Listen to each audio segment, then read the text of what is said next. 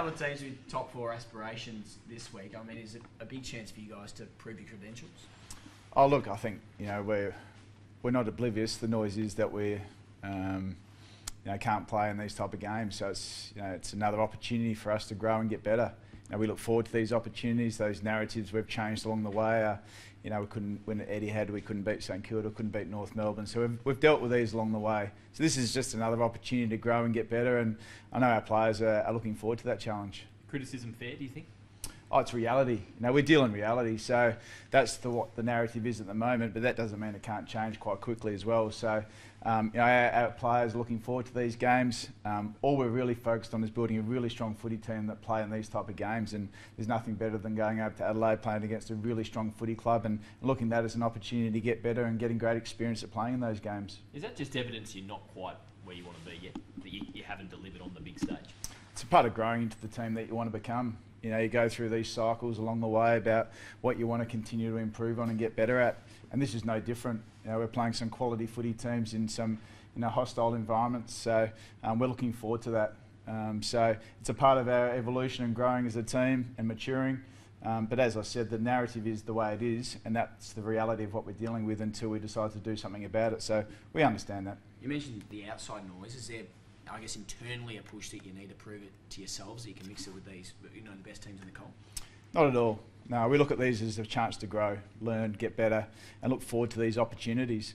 We're in this position to actually experience these type of games. We're looking forward to it. They're a great contested ball team. We're a good contested ball team. They've got some good players in really good form, and we're looking forward to playing a really contested brand of footy. Have you been disappointed with your midfield the last 2 weeks? A couple of players mentioned there were some signs in the Bulldogs game that weren't great either. Oh, look, clearance-wise, we haven't been at our best. I think we've lost clearance the last 2 weeks. I'm really happy with what our midfield is capable of. I'm looking forward to seeing them respond, especially around the clearance stoppage area. There's no doubt about that. And I think we've certainly got a depth of midfield, a quality of midfield that's really capable of being strong in that area. It's something that we've been strong in. The last 2 weeks hasn't been the case, but we know it's going to be an important area of the game this week. Collingwood really hunted you.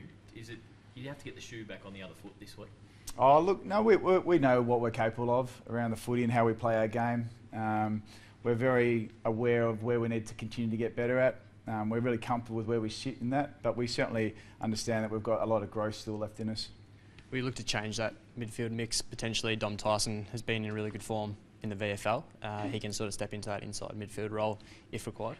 We've had a really strong midfield group for a good 8 or 9 weeks now, and we didn't have a great day last week. Dom Tyson's in some really good form, as is Jeff Garlett, Billy Stretch as well. So there's some options there. We'll have match committee later today, and we'll make a decision tonight. A couple of guys who pulled up Saul, McDonald, and also Jed from the Collingwood game. They're both right to go. Where are they? Yeah, everyone's available. So we've obviously had the bye, had the 4-day break, come back and had a couple of good training sessions. So everyone's fresh, they're ready to go, and they're looking forward to the week ahead.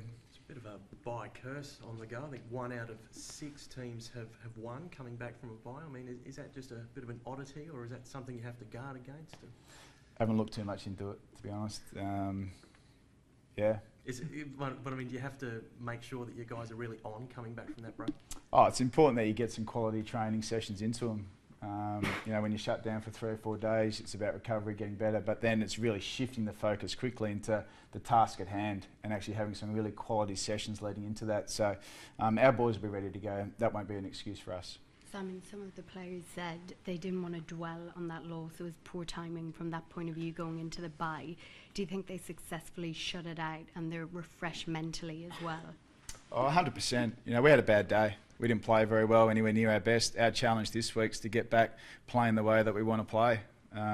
So we've been up for a while. We had a bad day, chance to reset, regroup, come back fresh, have some good quality training sessions, and really attack another great opportunity. Have you got 3 teams outside the 8 after this one? Can you really set yourselves up for a big month of footy if you get this one? We don't look that far ahead. It's really dangerous to look backwards. It's really dangerous to look forwards. Our opportunity stares us right in the face at Adelaide Oval Friday night. Have you seen Christian Petrarca's year so far? Oh, Trax, he's a developing player. He's increased his midfield time. He's played forward. He's continuing to grow his game a little bit broader. People externally have a lot of high expectations on Christian. Internally, we think he's developing into the type of player that we want him to come. become. He's building some great habits around his game, both in the contest and defensively, things that probably don't get recognised externally. So we're really comfortable with how he's developing. We think he's not far away from having a real breakout period. So you don't feel you need more from him at this stage? Not at all. How's Jake Lever tracking post-surgery? Yeah, look, he's going well. You know, obviously getting the surgery done was really important to him. He's in a great mental frame of mind to attack his rehab. Obviously take some time away, but really attack his rehab and come back really strong. You know, medical team and high performance team are really confident in what they've put together, that he'll come back a really strong player. Do you give him a role in the box or something to keep him engaged? Yeah, he was in the box Queen's birthday. Wasn't a great first up experience for him. But yeah, he'll come in regularly. He wants to be involved in the coaching. He's a good leader. He's a great educator with his teammates. So as soon as he's up and running and feeling better and physically can move around, then we'll get him back coaching. On the power, are you surprised Jack Watts isn't in their best side at the moment? Yeah, look, that's irrelevant to us in a lot of ways. You know, how we play won't change whether Jack plays or doesn't play. You know, Jack was a really big part of our footy club for a long period of time. He started a new journey at Port Adelaide. And obviously with that takes some time to settle in as well, so we just wish him all the best for whatever happens, but at the same time it won't change the way we play, whether he plays or doesn't play. Young Petty in the mix again this week? Yeah, he is. He's in really good form. You know, he played a really strong VFL game just before the break, so you know, we'll discuss that at match committee, how we best set up our back half, but he's really starting to push his claims, yeah.